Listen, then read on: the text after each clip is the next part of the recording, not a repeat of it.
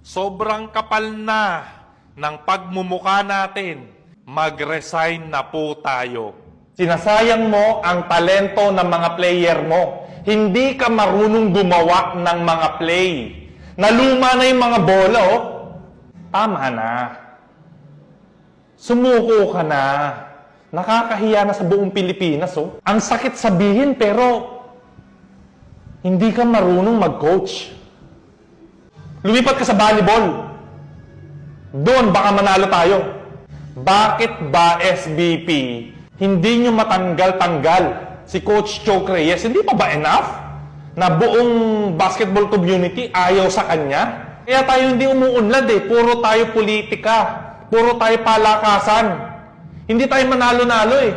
Basketball na nga lang yung pride natin eh. Yan yung hilig nating gawin eh. SBP, kung sino man po ang nakakataas dyan, makaramdam naman po kayo. Ang kapal ng mukha ninyo. Buong Pilipinas, oh. Ayaw sa coach natin. Hindi marunong. Inasayang ninyo ang opportunity. Home court na nga natin. Ang gagaling ng mga player natin. Tapos hindi pa rin manalo. Kailangan ko bang lumaro dyan para lang manalo kayo? Ha? Ano pa ba ang hinihintay nating sign? Para lang tanggalin, para lang palitan si Coach Choke Reyes, hindi na nga uubre. Pwede naman siyang sumali dyan sa Gilas pa rin kung gusto niya eh. Pwedeng water boy. Tiga-abot ng tubig, at least nandun pa rin yung presence niya, di ba? Pero pag coaching ang pinag-uusapan, ibigay po natin yung responsibilidad, may kayang i-handle yung pressure para sa buong Pilipinas. Yun po ang hiling ng taong bayan. Sayang yung effort ng mga taong sumusuporta. Sayang yung mga pangarap ng mga player. Sayang yung opportunity. Pasensya na at naglalabas lang po ako ng sama ng loob dahil ang sama ng pagko-coach eh. Ito lang po ay ang aking opinyon bilang isang Pilipino.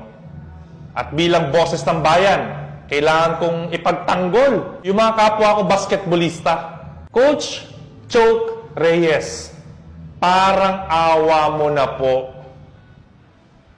Mag-resign na lang po kayo ng kusa. Baka nahihiya rin po sa inyo yung SBP na tanggalin kayo. Kayo na lang po mag-resign. Kung meron pa kayong natitirang konting respeto para sa basketball community at malasakit sa bansa natin, mag-resign na po kayo. Parang awa nyo na po, Coach Choke Reyes. Sobra-sobra na po yung kahihiyan. Hinihiling na po ng taong bayan ang inyong pagre-resign. Gusto rin po naming manalo. Gusto rin po naming sumaya.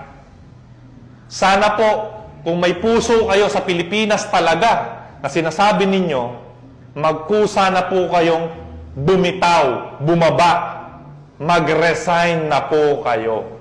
SBP, sana magising na po kayo sa katotohanan. Gawin niyo po yung tamang desisyon.